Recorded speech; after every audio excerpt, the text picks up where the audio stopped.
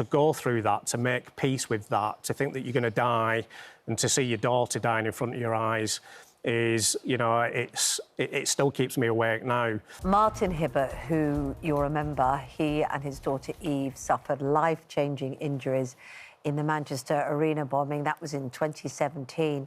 And since that horrific night, Martin has become such a brilliant leading campaigner for other victims and those with spinal cord injuries. We've chatted to him many times. Many times, yeah. Of course, just in case you don't know this, Martin, he was the closest person standing to the bomber. He was the nearest person to actually manage to survive.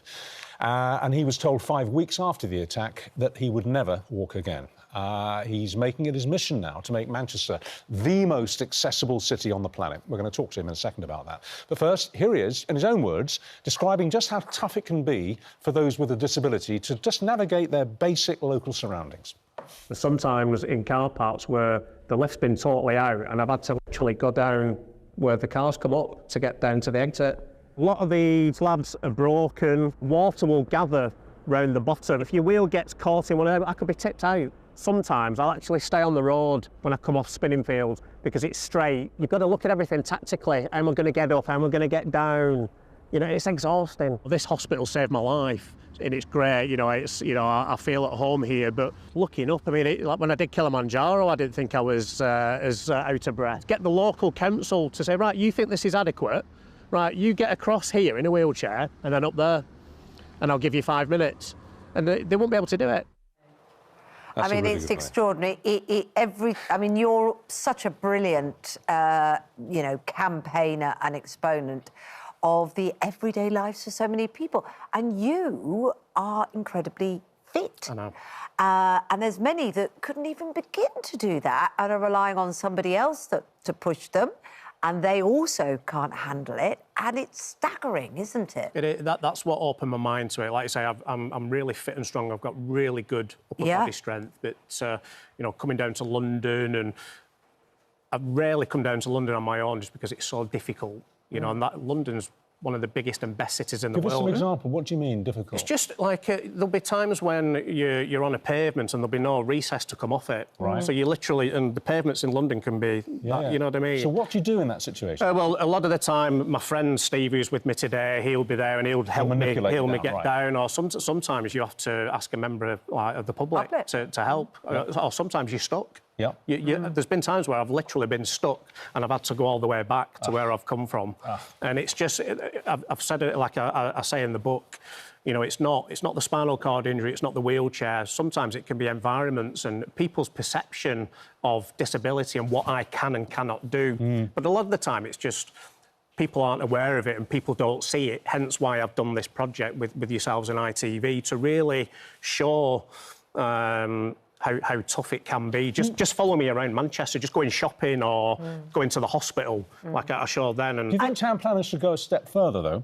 And do you think perhaps the best way that they could see what needs to be done would be for them to spend 12 hours in a wheelchair trying to get around? Yeah, I've said that a few times, but it's whether people would allow you to do that, whether you know, I think maybe the abuse you'd get from putting an able-bodied person in a wheelchair. But I've said that many a time. I think people should come around Fastest way to see what the problems are. That's what I've tried to do with this project, do it in a way that people go, yeah, it's not good enough. And thankfully, the response to it last night has been very good. And what I've said is, look, you know, rather than me singing and shouting about it like I've done for what feels like the last 5-6 years, I want to get round a table with, you know, planners, architects, people from the council, and just have a round-table discussion about how we move. Because, you know, the venues want to be accessible, but they get declined by planners.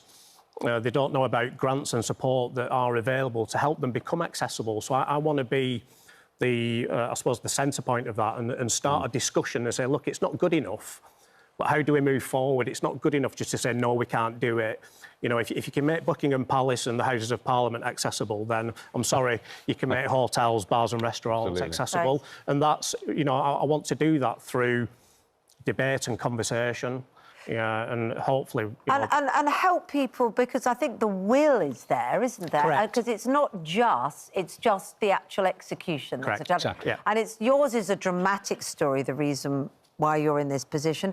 But it could be anyone. It could be somebody who's temporarily got a broken leg or just feeling unstable on their feet because they're getting older. It's not as though any of the measures that you're asking for wouldn't benefit everyone. Well, even like the bit in the hospital there, like it doesn't necessarily have to be somebody in a wheelchair. It could be a mum with a pram. Quite. You know what I mean? You know, Or it's all the... Now, you've written Top of the World, haven't you? I have. Which details all sorts of incredible parts of your journey, including scaling Kilimanjaro. You're only the second person in a wheelchair to get to the top of Kilimanjaro. Amazing. Wow. How the heck did you do that? It was tough. I had a very good team around me. As you'll read in the book, kind of that Boltonian stubbornness of not wanting to quit. And obviously I wanted to raise £1 million, so I knew I had to do something where I was kind of risking my life. And do you know what you remind me of? I think it's a Chinese proverb, a very old Chinese proverb, and they say, if you can take your suffering and eat it, you become stronger. And I just think about the person that you were before the bombing. You were very depressed, you were considering suicide, not too long before the bombing took up, and you were in a bad way. And I look at you now, you have taken your suffering and you've ingested it, and you've come out stronger. Yeah, definitely. It's amazing. And I wanted to put that in the book because a lot of people don't know about it, and obviously writing the book and doing the thing, I've had to have some kind of difficult conversations because they didn't, other than my wife and my mum, who's sadly not with me now. They were the only real people that knew about like the depression and kind of where I got with it. And do you feel completely free of that? Yeah, so I talk about it in the book. I was literally days away from doing something, and I talk about it in the book. And this is This was 3 months before the bomb. Wow. And I had to sadly, I had to turn my back on the NHS because they said it would be 6 months before I could get any help. And I said, look, I won't be here. So I did something called EMDR therapy, which at the time wasn't very well known. So it's eye movement desensitisation and reprocessing therapy. I did that for 8 weeks, and that was a month before the bomb, and I felt free. And basically over that 8 weeks, I learned what depression was, what it did to my mind and body. And at the end of it, I controlled it as opposed to it controlling me. But that was a month before the bomb. So now, it was like I was getting ready for it. some people would say, well, that's interesting that you've just said that. Because some people might think, how cruel that you were in this situation of depression where you would consider taking your own life. You found a way out of it. And then we're hit with this. How do you flip that, that you see that as positive to take this on rather than cruel? Yeah, well, hopefully the book explains that. Again, that was another reason for the book, because people think that the person that I am only happened since the bomb. And it's like I've got a greater sense of what life is, and that's why I live life to the full. But as you'll see, my DNA was my granddad and my mum kind of saying, look, you know, life's going to be hard, so if you want something, you've got to go out there and get it. Don't wait for your ship to come in, row out and meet it. You know, that's how I was brought up, you know. One question that I don't think I've asked you before, because we met a few times before. Now, looking back to 2017, what are your inner thoughts about the bomber, the guy who did this? Salman Abedi. It's what I talk about it in the book. You know, people say, "Are you angry?" You know, and it's just, you know, I think as I talk about it in the book, you know, I'd kind of accepted death that night, and I'd obviously told Chris, the security guard that was with me, to tell my wife that I loved her, and because I didn't think I was going to make it out. So as I talk about it in the book, you know, to go through that, to make peace with that, to think that you're going to die, and to see your daughter dying in front of your eyes, is, you know, it still keeps me awake now. But to wake up in intensive care, and, you know, even though I was told I wasn't going to walk again, you know, with everything that I've been through with the depression and everything, it just, you know, life can be taken away so quickly. And that's why I'm doing the things that I do now. As I talk about in the book, I'm not on any medication now for my mental health, so I've got to keep busy. I've got to have things to look forward to. I've got to have these campaigns and challenges to keep me going, because if I don't, that's when kind of the dark kind of demons creep in. Circle. You're an absolute inspiration. Thank you. It's wonderful to talk to you, as always, and all power to your elbow in your ongoing fight. Thank you. Well, you've just turned a trauma and a tragedy into a gateway.